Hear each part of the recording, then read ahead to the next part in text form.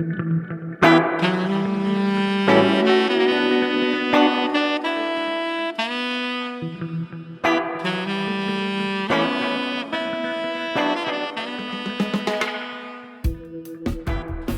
listening to the Speaking Tongues podcast. I'm your host, El Charisse. Each week, I sit down to a conversation with multilinguals where we discuss and celebrate language, life, and culture through our own perspectives. Episode 147, Speaking Khroskyabs.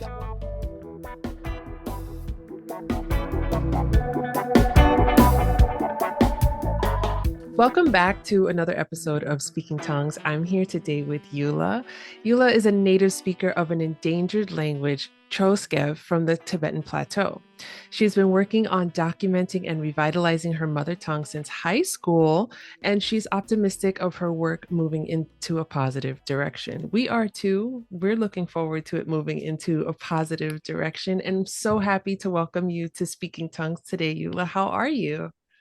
I'm doing great. Yeah, thank you for inviting me. I'm always excited and passionate about talking about my language and some of my language work. So really looking forward to it. Yeah. Yeah, I have to be honest. I had so many questions to ask you that I actually had to narrow this down. I'm gonna rein myself in because there's so much I want to know, and I also value your time, so I don't want to waste a single moment of it. I like to start each episode with the same question, and that is, what is your first language, and which languages have you learned to speak? Mm. Yeah, for my case, it's a bit complicated, but yeah, I did grow up speaking a lot of languages, but my mother tongue is Khroskyab. As you said, it's a oral language, so we don't really have a writing system. We're ethnically Tibetan, so I also grew up speaking one of the mainstream Tibetan dialect called Amdo Tibetan. So we're Tibetan Buddhists, so a lot of the scriptures, a lot of the cultural activities, when you go to the monasteries, a lot of the times is carried out in Amdo Tibetan. So I grew up using my mother tongue in my family, and then going to a wider, like other Tibetan places, you use this kind of the standard Tibetan. And within just maybe the 30 to 40-kilometer radius, there are a lot of other languages also spoken. So when I went to boarding school, the language of instruction is Chinese. It's a local variety of Chinese, like Sichuan Chinese. It's not the standard Mandarin. But so a lot of the like primary school in the local level, the teachers will speak the local dialect of the Chinese. So I was exposed to that as well, along with like all the school subjects were in Chinese. So some teachers, if they're coming from outside of the province or outside of the region, they will speak Mandarin. So Mandarin and the difference between Sichuan Chinese is also like pretty significant, not too much as like compared to my mother tongue, Khroskyab, to other variety in the region. Their difference is like, I don't know, Spanish and French. Mm, So the difference is pretty big. okay. Yeah. And then, yeah, when I went to middle school, we slowly started to learn English, but English was one of these subjects people didn't really pay attention. I remember throughout the whole 3 year of middle school, we just regard English class as, doing your other homework subject. So yeah, I didn't really learn English that well in middle school. But after that, I went to an English training program. So I was able to, yeah, learn English well in that English training program. But these are, yeah, some of the languages that I speak, and some of first ones are my mother tongue and Tibetan, and also Chinese. I kind of you really, it's like a life necessity there. It's Mm. not something, you learn as a, like, oh, I just want to learn a new language thing. It's like a life necessity. If you go to the town, you need to be able to speak Chinese to buy stuff. If you're interacting with Tibetans from other regions, Mhm. there's just so much linguistic diversity that you really have to speak a lot of languages to be able to communicate with other people. Yeah, I really love that you're pointing that out because one thing that I always talk about on this show is how there's a difference between people who have gone to university and, you know, good for them. They've studied all these languages and they can move around in certain spaces and they can communicate with many different people. And there's so much praise that people who have studied different languages get versus people where I imagine from your region, you have to know these languages because you have to communicate with your neighbors. You have to, like you said, buy things at the market. You have to attend school. And basically like it's a part of your life. It's not the choice that Yeah. you're making to study all these things. So I think that's so cool. I came to US and people, oh, how many languages you speak? So I was like, four or five, maybe six. I mean, depending on how you count languages. And people would be, wow, like, it's so cool. So I kind of had to reflect, like, oh, is this cool? Because I never like, thought of that as something exotic. Like you just learn it. You just have to. Yeah, it's just the part of life. And I think especially in this language community that's online, I don't know how much you are a part of or not, but I think that it's so important to celebrate that as well as people who have done the academic work to learn the five and six and seven languages that they've studied. So I I want this show to be embracing all of that and to celebrate all of that because it's really so wonderful. I want to jump right in because as I said, I have a million and one questions, but tell me about Choskeb. Where is it spoken? We know it's spoken in the Tibetan Plateau, obviously, but you can dive more into that as you see fit. Tell us about how the language is constructed and some of the hallmarks of the language. Like, is it tonal or is it agglutinative? And how are we forming sentences? Are there greetings for certain people? And anything else that you find interesting about your mother tongue? So my mother tongue, as I said, it's spoken in the southwestern part of China. So it's in one of the Chinese provinces called Sichuan province. And it's right on the edge of the Tibetan Plateau and the Himalayas. So really deep in the mountains. So when I say mountains, they're like really like steep mountains. And I think due to these kind of geography constraints, people didn't travel that much when we didn't have like the roads before the roads were built. So the language was pretty isolated in that sense. So it retained a lot of the kind of the archaic, they say, oh, your language is so old. But I think it's just didn't have a lot of historically language contact. So the language, relatively speaking, hasn't changed much. So we preserved a lot of archaic sounds. So when I first came to University of Oregon, people were just like, "Oh wow, you can do this many like consonant clusters, like up to four, five consonant clusters. Like, is it even vocally possible to articulate that kind of long consonant clusters?" So I think, it's a in the big language family group is Sino-Tibetan, and under that there's a branch called Jarongik branch. So the language belongs to the Jarongik family branch. Mm-hmm.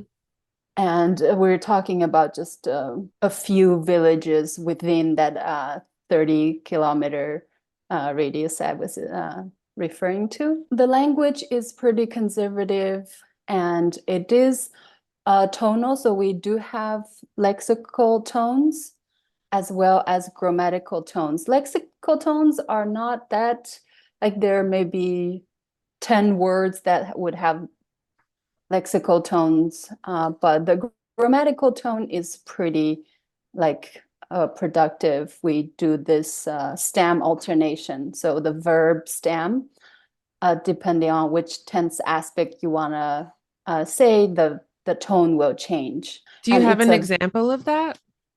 yeah. So for example, if I say I eat is nga jiang, jiang. We also have these person agreement marker that attached to the verb. So the nasal, velar nasal is the first person agreement marker, but jiang is a falling tone. So we have a falling tone and like a high level tone. Okay. So these are the two tone contrast. And then versus I say I ate, nga, 我将, jiang. Mm. That's the high level tone, which Hmm. is I ate. Okay. Long consonants, clusters, tonal, and then the agreement markers we have even for like second person dual. So like you two versus you all versus you will all have different agreement markers. Oh, Yeah. So yeah.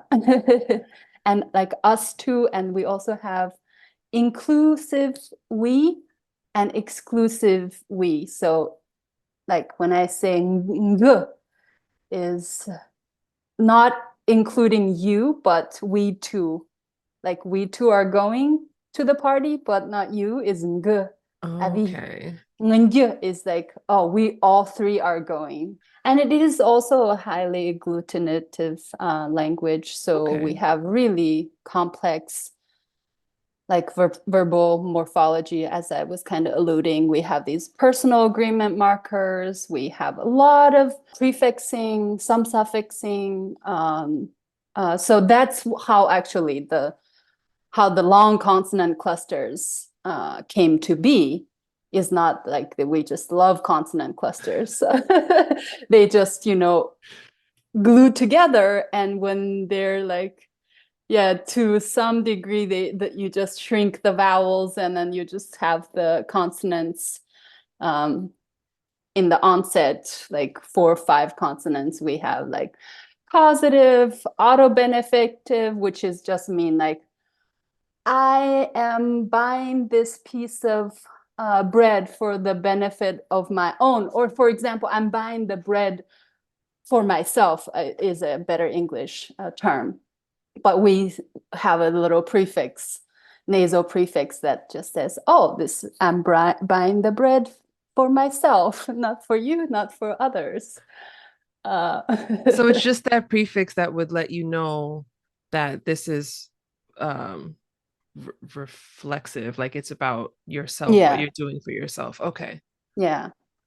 So we can have 5, 6 consonant clusters. I see in the younger speakers, people are really reducing. I think myself, I'm aware of the, because I now think of language in terms of segments, I thought, which was really brutal at the beginning when I started learning English, when I saw my language written in International Phonetic Alphabet, Hmm. IPA. I was like, oh, wow. Now I can see each sound. How strange. Because I think you, as a native speaker, you never think of language in terms of segments, like discrete No. segments. Yeah.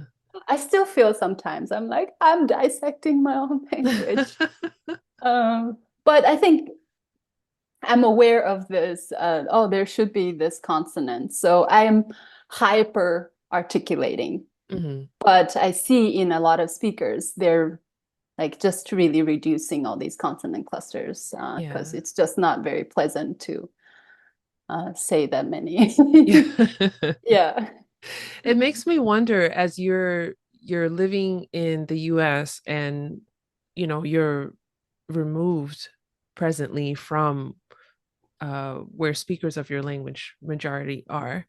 When you go back or when you have a chance to speak with people who speak Choskev, how have you noticed in the time you've been away that the language has changed? And I guess, what you said about listening to younger people speak and the vowels are gone and the consonants are there. Like, have you noticed that the language has changed at all or evolved in the way that people communicate?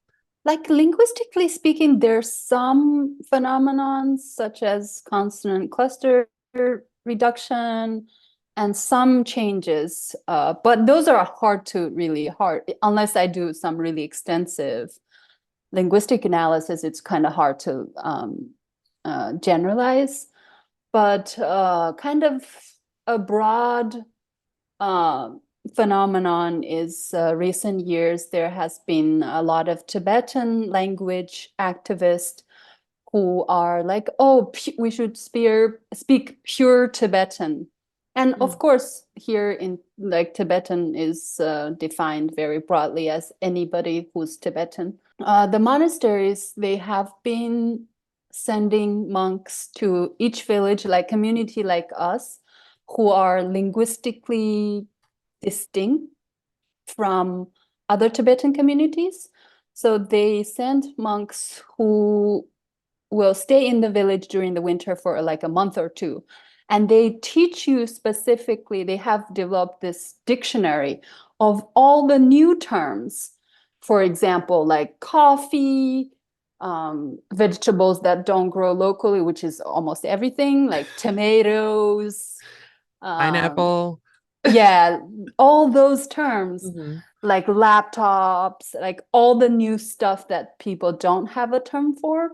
They've developed a dictionary, a pretty comprehensive dictionary in the mainstream Tibetan.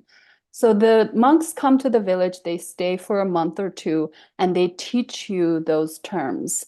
So they want you to embrace those terms into the local languages as opposed to borrowing from Chinese or English or other mainstream languages. So my mom would be like, oh, tonight we're making the gong tang, which is just like a soup with tomato and egg. So tomato is the gong. So I'm like, just I like sometimes because I don't know these terms. So I'm impressed by mom because she has to memorize and they do at the end of the 2 months learning, they do a exam and everybody who kind of can memorize the most get a like a medal. Like they Oh. even have silver, like gold, and like it's like a whole system in place. So I do notice a lot of Tibetan vocabulary coming into the local variety. And historically speaking, also the language and the culture is Tibetan. So we got a lot of influence from Tibetan Buddhism. So there's still a lot of lexicon borrowed at different historical times. Mm. That's why I think it's really hard to say, is it a dialect of Tibetan?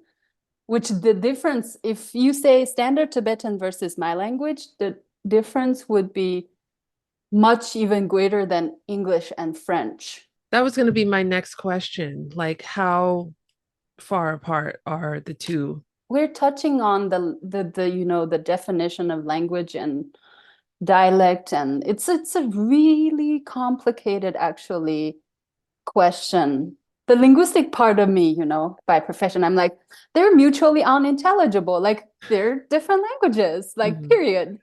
But then, like culturally, we have so much history, and the speakers, self-identification. They're like, yeah, of course, this is Tibetan.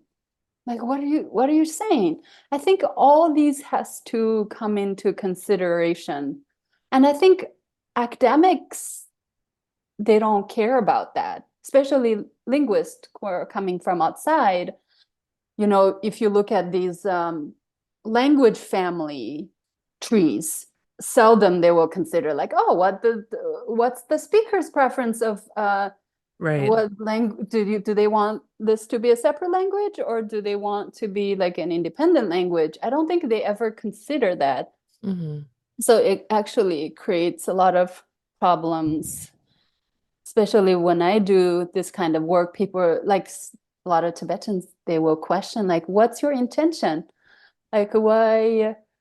So I recent years I've been working on this orthography design. As I was saying, we can't use the Tibetan orthography to write Khroskyabs. So I've been working on basing off from the Tibetan alphabet and then trying to design an orthography. But a lot of people expressed various degrees of like concerns. They're like, we as Tibetan, we already have an orthography.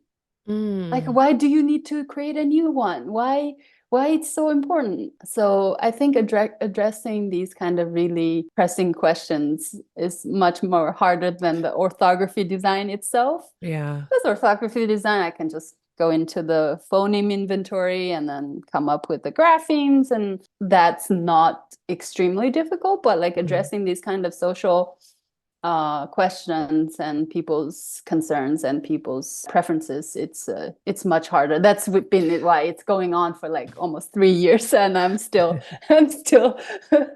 working on it. Yeah. have you gotten maybe some feedback from why the people who say, but we already have an orthography, we already have, are they giving you feedback on why they're pushing back? Like, do they like, I don't even Yeah, want to like lead the witness. Like, I just want to understand like why they would feel like there's no need for this.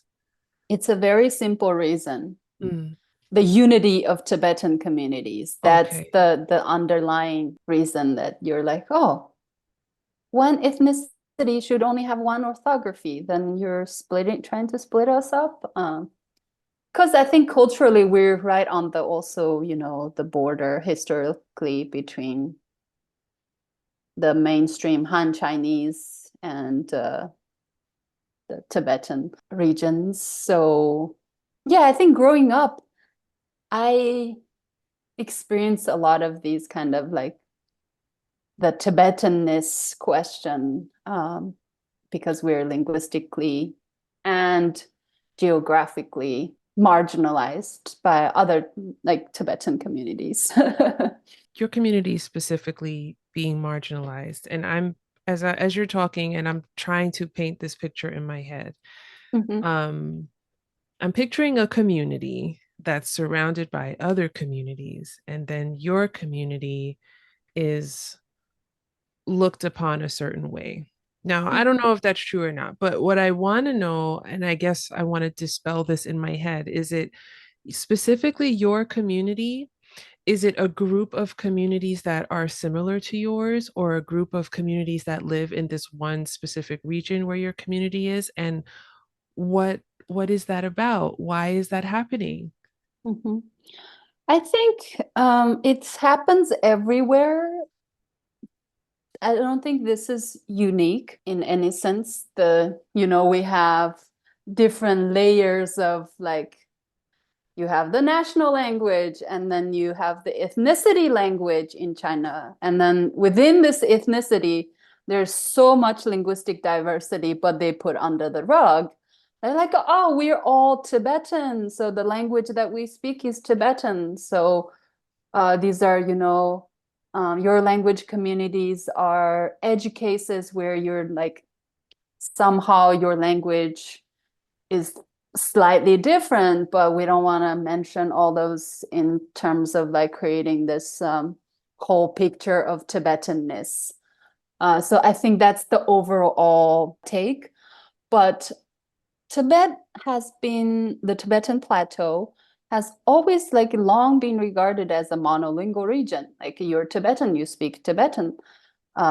So recent years, some of my like former English teachers, he's an anthropologist, he's been working with some other linguists, trying to document the linguistic diversity on the Tibetan Plateau. And they found they're pretty generous with the counting, but found like 64 different Wow. languages.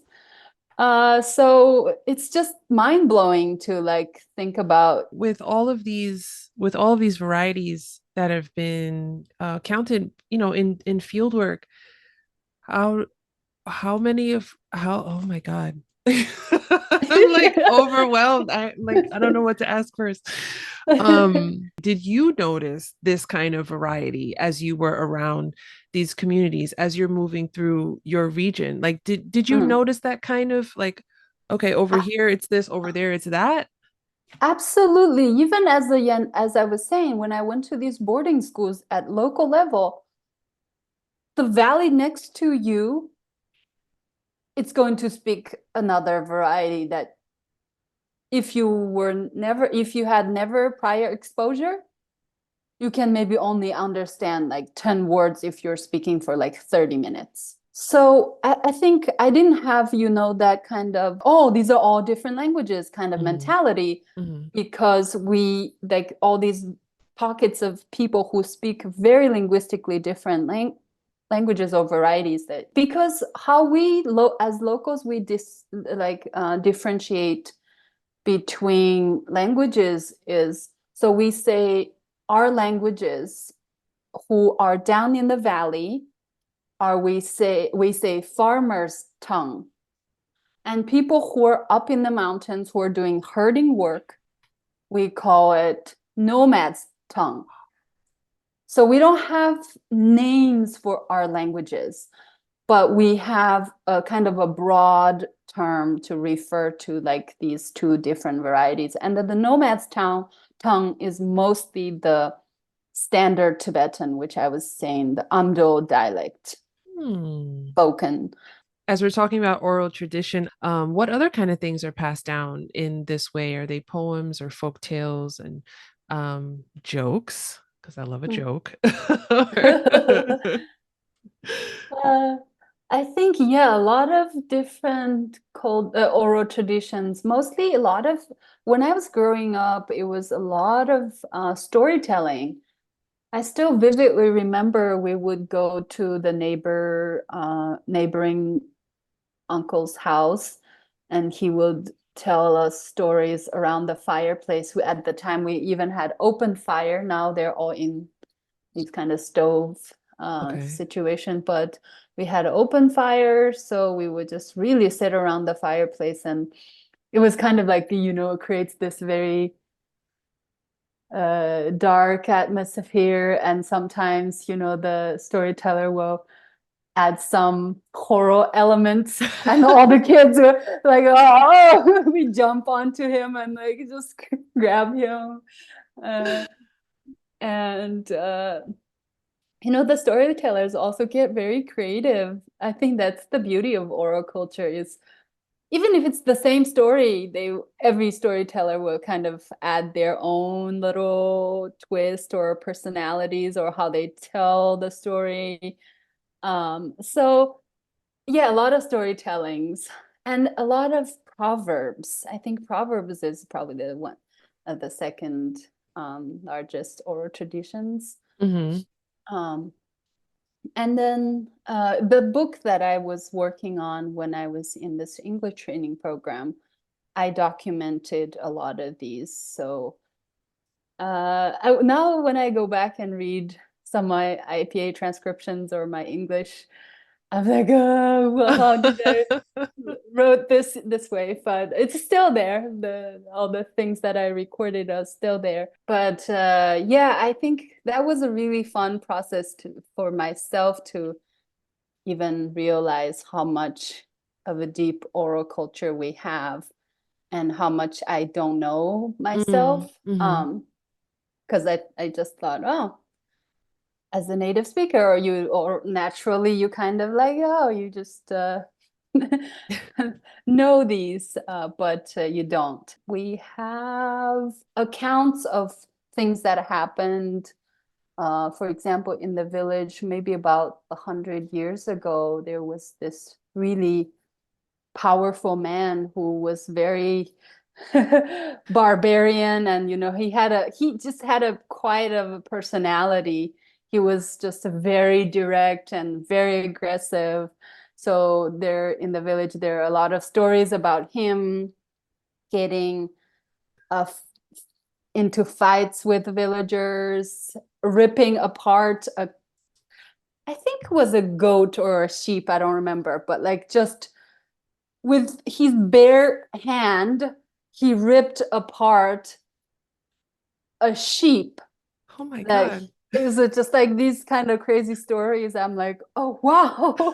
And that was like maybe 4 generations ago, but Hmm. people still like my mom's or my grandma's generation, they're like, yeah, I remember people tell stories about him. There was such a person in our village who was just a very quite a character and did all sorts of things. So a lot of stories like that. Is there a folk hero that these, maybe there's this one character in the story, and maybe they are tales of this person's heroism or tales of their incompetence, like a mythical, like, Yeah. community hero that we always tell these kind of tales about. Does that exist? I think not to the local level, but there's a Tibetan region-wide uh, this warrior called King Gesar. Yes. Okay. Yeah, he was this really powerful king that was conquering a lot of demon lands and bringing peace to the Tibetan Plateau.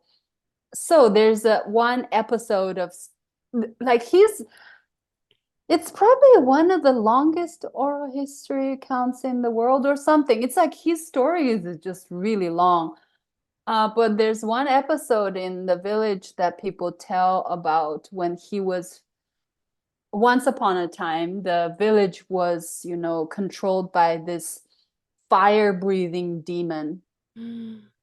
And there's some cliffs that people still, show you like, oh, these are the fires. It was trying to burn down the whole village. And then King Gesar and his crew, his soldiers, found out about that, and he came to help us. So all the fights, on the rocky wall, you can see actual like prints of fists. So people will tell these stories like, oh, this is where they fought. And down by the foot of the mountain, there's a little stream, and they're like, yeah, this is where uh, Chotong is another one of his King Gesar's kind of general, and Mhm. he used some special. So after they defeated the fire-breathing demon, they controlled him under this big giant rock where you still can see, and the general kind of put a special liquid. It's like a blessed liquid, so that's why the demon can never come out. So there's a little stream coming down the big rock, and people are like, yeah, this is when Chotong just put the special liquid in there so the demon can never come out. And these, even the some of the village or the hamlet's names are referenced into the story, Okay. which is pretty convincing because the village names or the hamlet names, they don't really have a meaning in the local language, but they reference the Tibetan term kind of really close to the village hamlets, and this is where they finally defeated it, and then they took a rest, celebrated with the local villagers, and the villagers sent them off, and that's why it's the name of this place. So there's one villager who really loves telling me this story.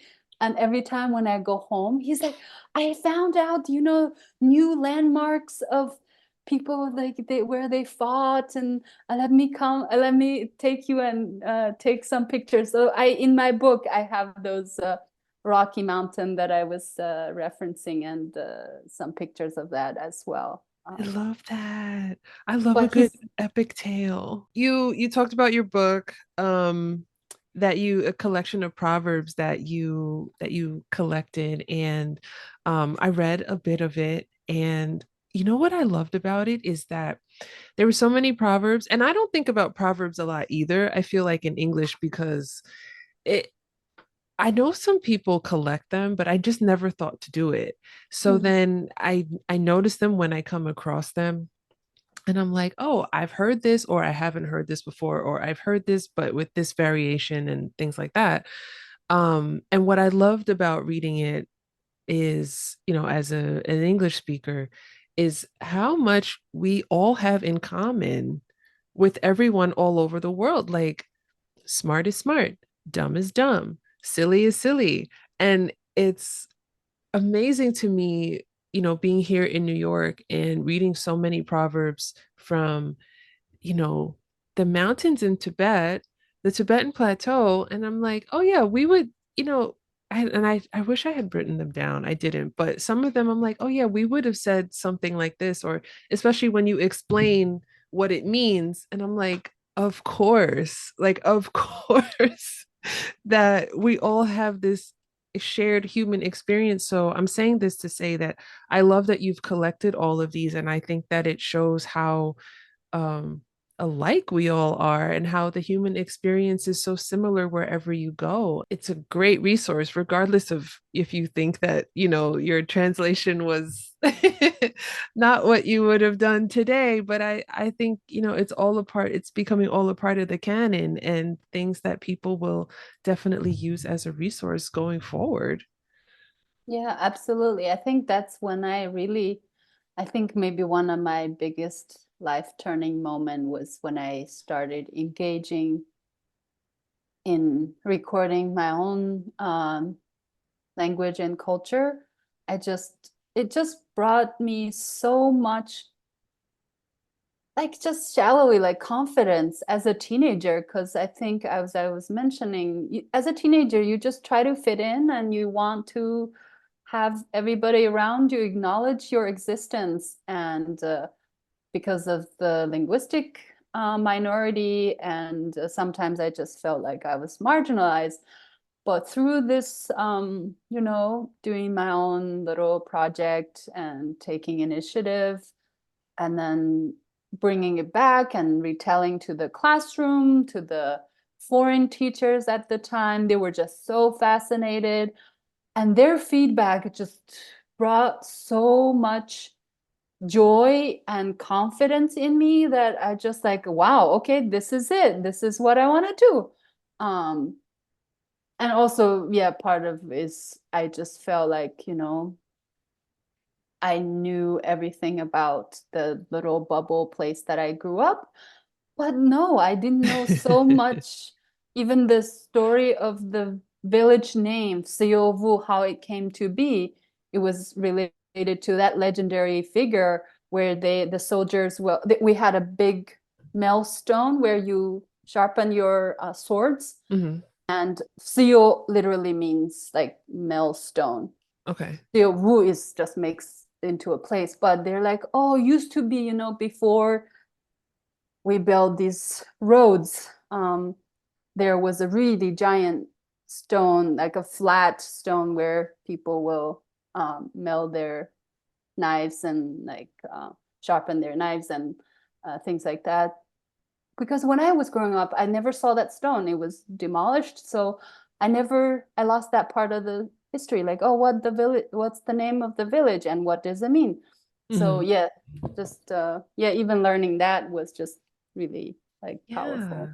And I want to mention for people listening the title of your book, Warming Your Hands with Moonlight. I'll put a link to where I found it online, and hopefully if people want to read it, they can download it. Yeah, I'm in high school age. I didn't really, when started engaging in this project, I didn't really, the teacher said, are you guys interested in working with me on this project? And the end goal is to have each of you publish a book. And, we were just kind of laughing to ourselves. I mean, we learned English for 2 years, and now we're writing a book in English. Like, oh, sure, we don't know how, but We'll give it a try. yeah, but that is to say, I think. it took a lot of people's effort and edits and help, and we had the raw data. We were trying to transcribe it. There were a lot of times we would just sit there with teachers, us trying to explain things with our limited English, and it's just like, oh, it's not working, and both of us just are. But yeah, it was a really fun process to feel like Mhm. as such a young age you can really take on something like that. That was just liberating.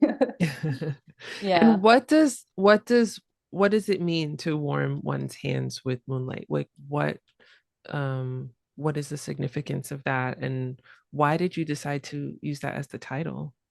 That's a great question because, after I got trained in doing kind of field work and using cameras and recorders, I was just very confident. I'm like, oh, this is going to be so much easy and fun. I'm gonna go home and just collect a bunch of proverbs and tongue twisters and riddles and things like that.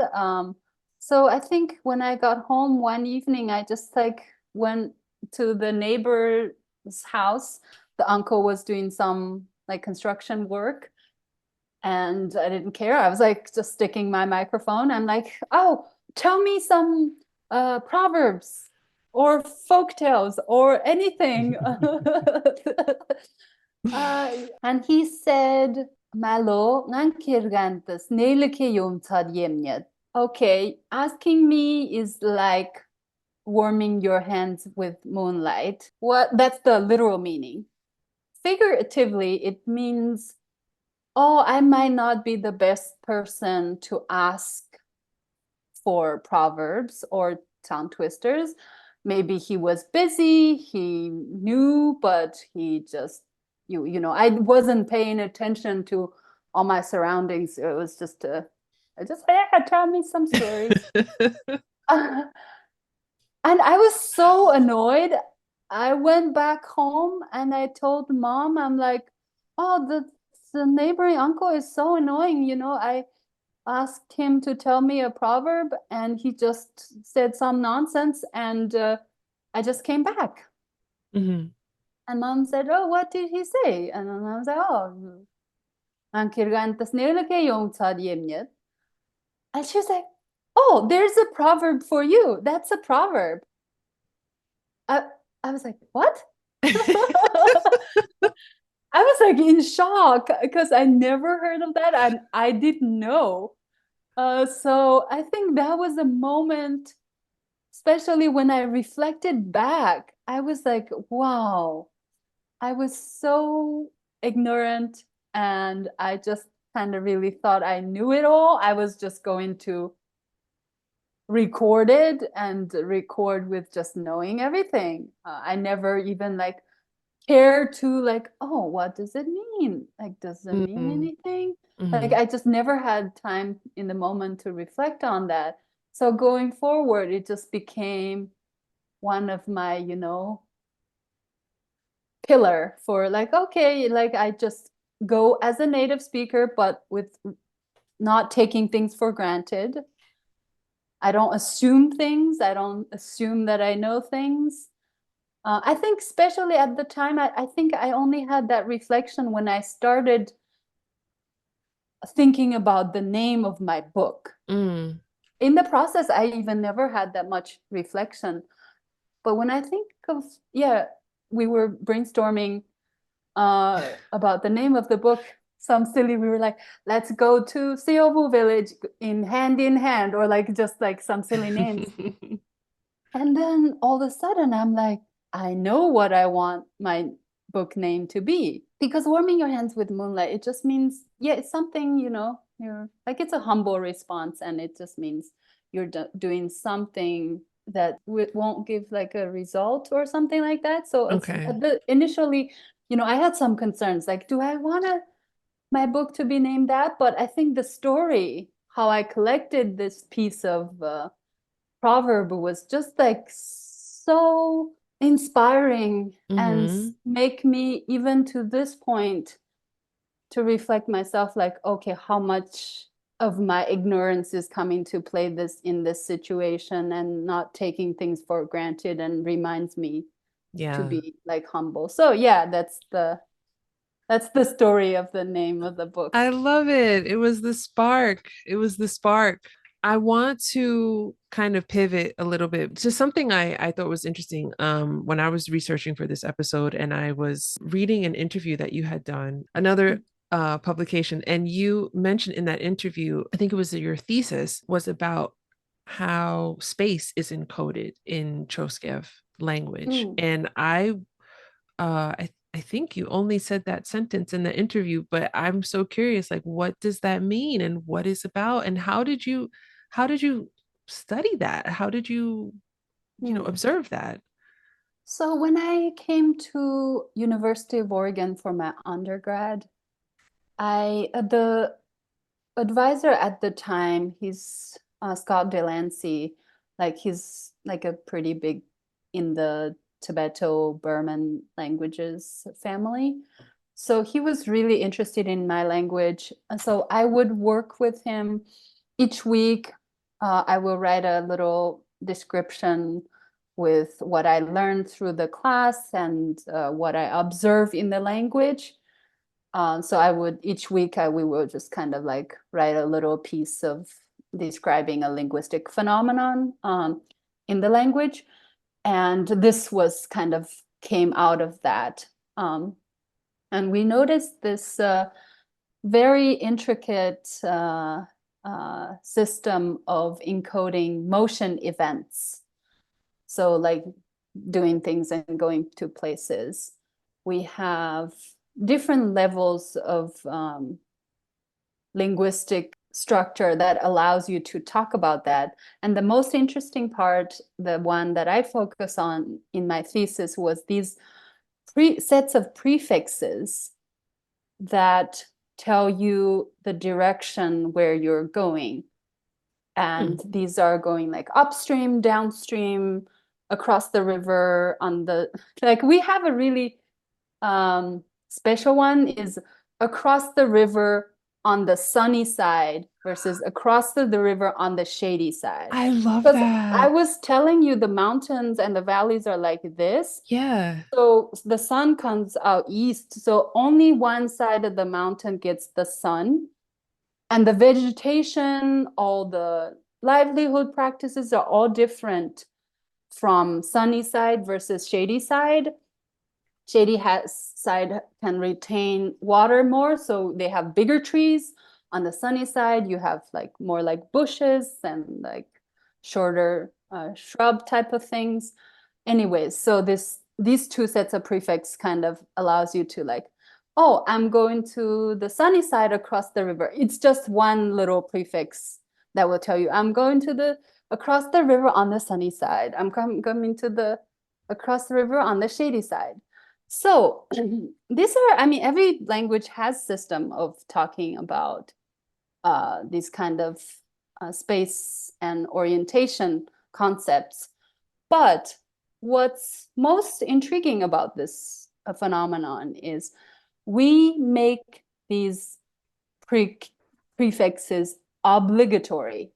Okay. So if you want to say, I'm going to my uncle's house, in English, you can specify if you're going up or down the river, east, west, wherever you want to specify the direction. Hmm. But in Khroskyab, you have to have these prefixes. It Otherwise it will be ungrammatical. If Huh. you're not adding one of these prefixes, it's ungrammatical. So what do you do in a case if you don't know the direction, or you don't want, if I don't want to tell you where I'm going, like what do I do? So we Hmm. even have a neutral directional prefix that allows you to fill up that spot, but we still want you to hold that spot in like the before the verb. You have this direction that says, I'm going somewhere, but I'm not telling you where, or I don't know where.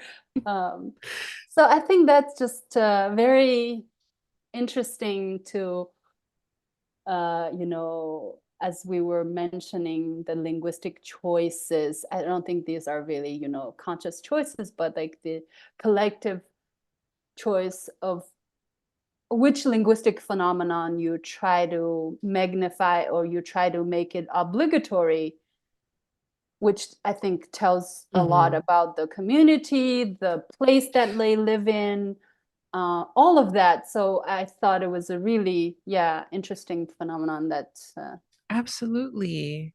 I'm like painting a picture in my head, and I'm going back to what we were talking about earlier when you said there's a marker to say like us, but not you, or Mhm, like, and then I'm thinking the specificity of saying you and I, but not you, are going to our uncle's house on the sunny side of the mhm.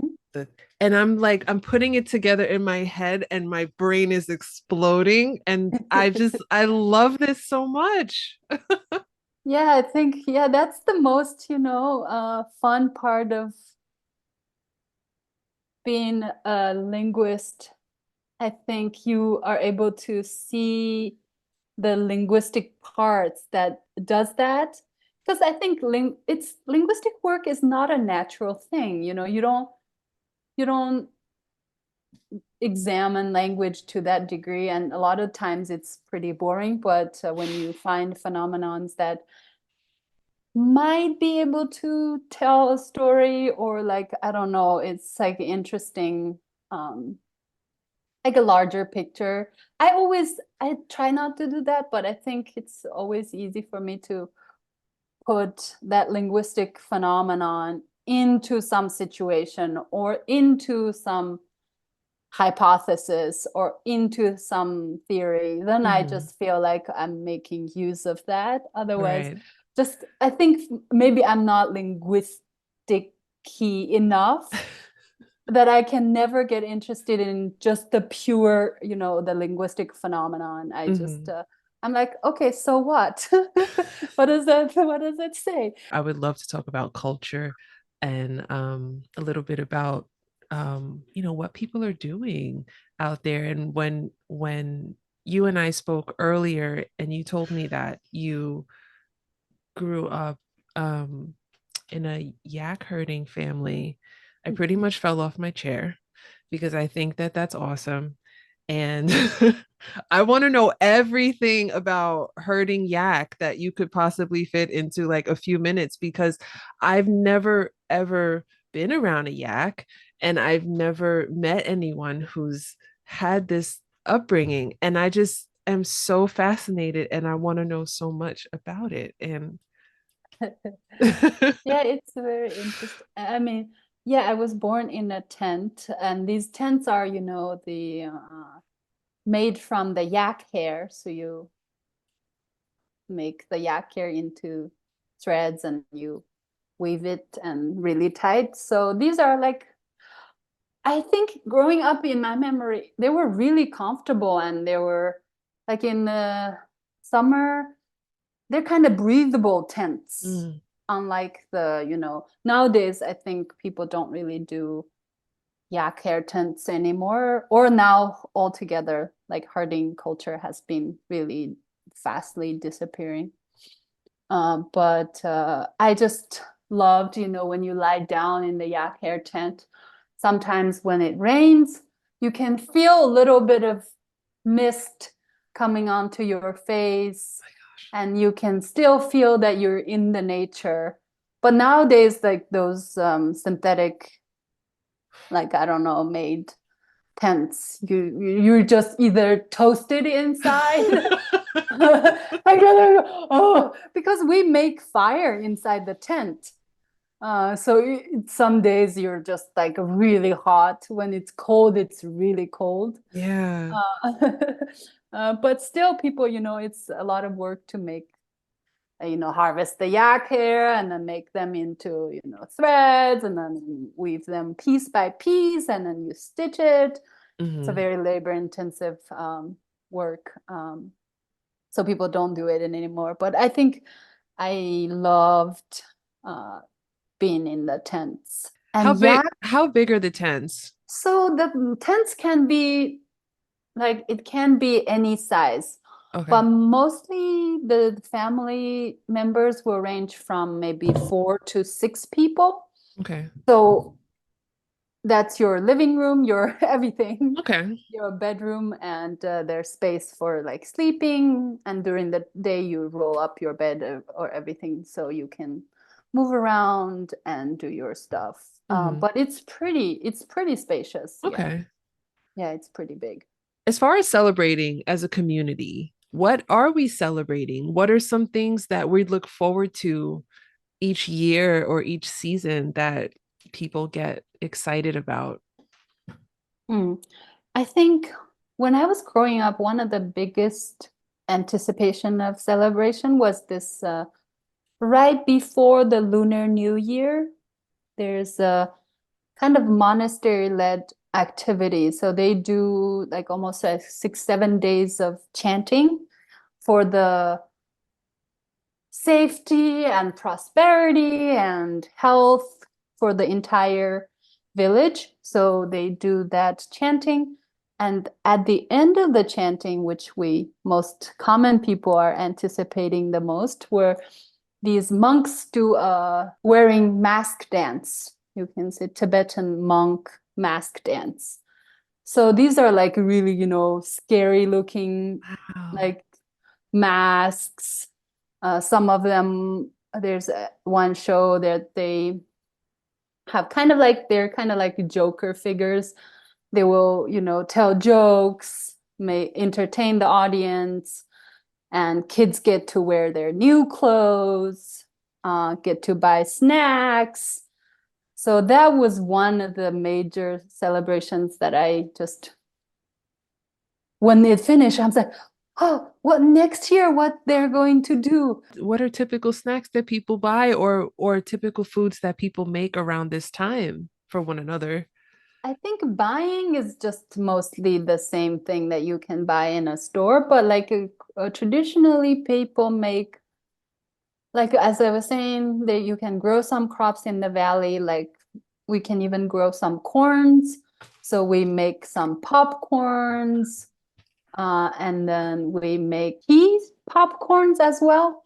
We have these kind of radish, small highland radish things, and you dry them and you preserve them and you kind of um yeah, this also a snack. It's like it will take you forever. It's really hard, but it just, yeah, you just take one and then it will take like maybe 30 minutes, 40 minutes in your mouth to, yeah, Huh.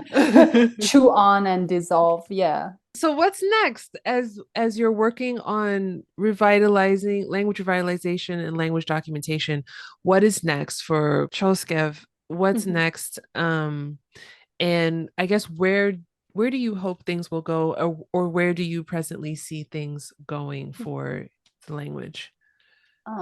That's a great question. And I think, language documentation and revitalization work, especially revitalization work, such a thing it's just, you can never know, you can never measure your work, which is frustrating from time to time.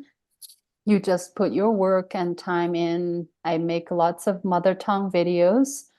It reaches to people, but I'm like, oh, what is it worth all my time?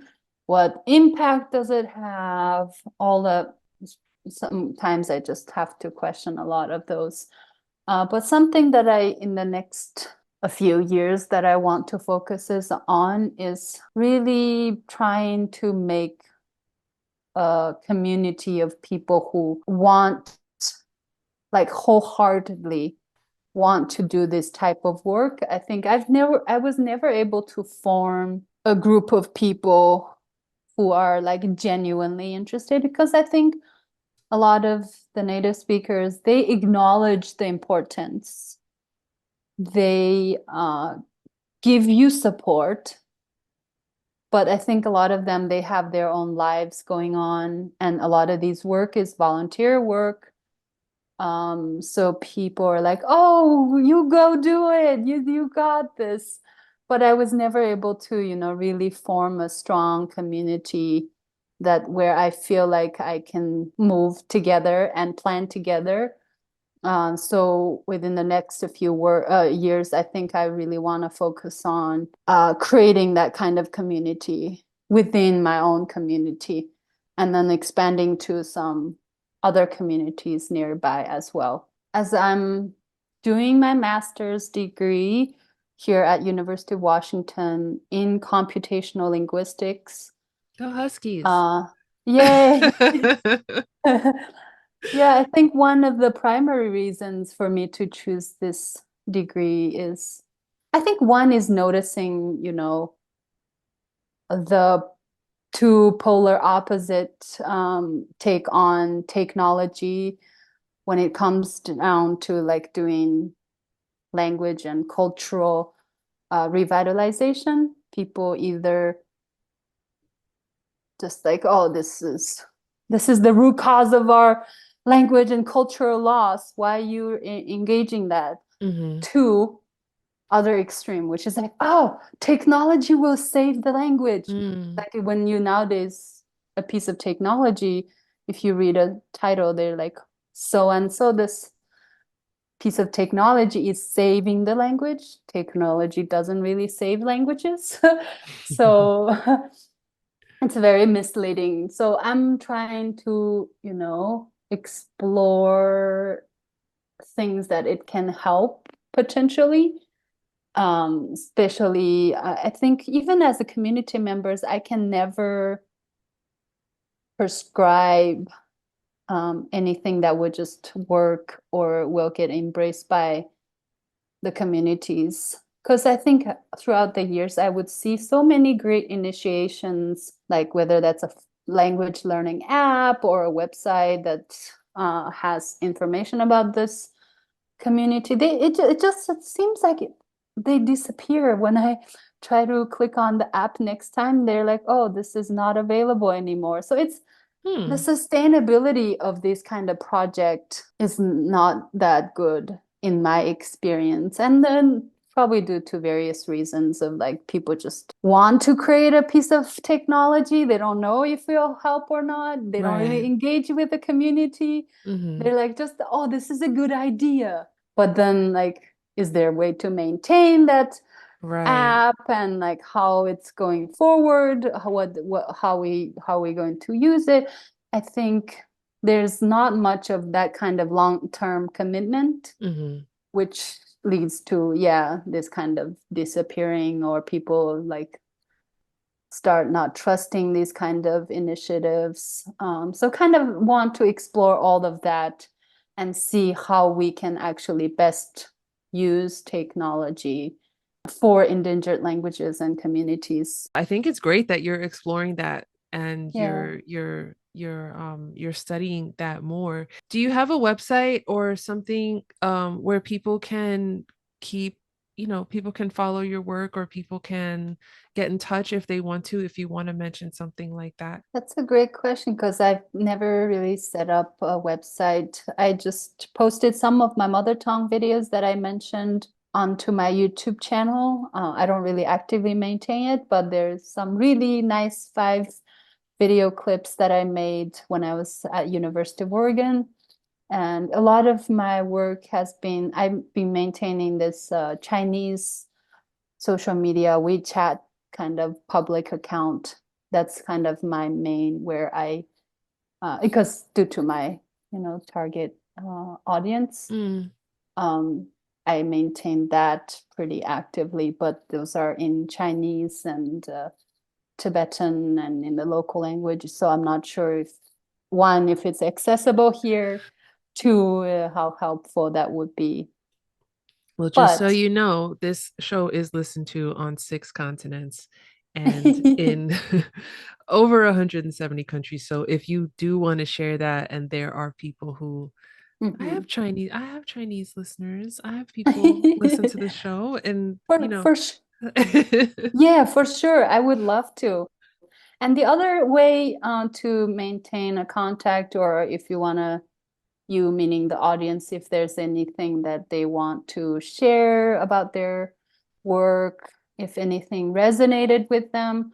So I work as a language revitalization mentor at the Endangered Languages Project. So we are this organization, nonprofit organization. Initially was a kind of a collaboration of the First People Cultural Council in Canada and the University of Hawaii at Manoa Department of Linguistics. So this program, the mentorship program, is it really grew organically out of all the work that the Endangered Languages Project have been doing. People expressed, um, how how alone they feel when they do this type of work.